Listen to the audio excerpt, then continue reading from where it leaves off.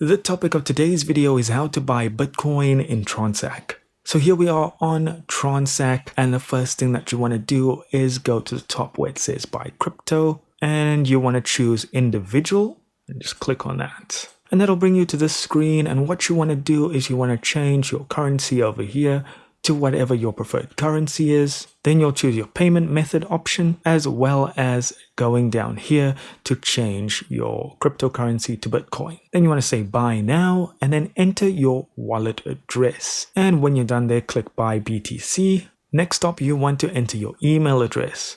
And when you're done there, hit continue. Over here, I did bring up a little screen just to show you what to do. You need to verify your personal details, your address, and then complete a liveness check, which is just a face scan. And once you've done that, they will ask you for your banking details. You can review your choices, and then you will be able to complete the transaction.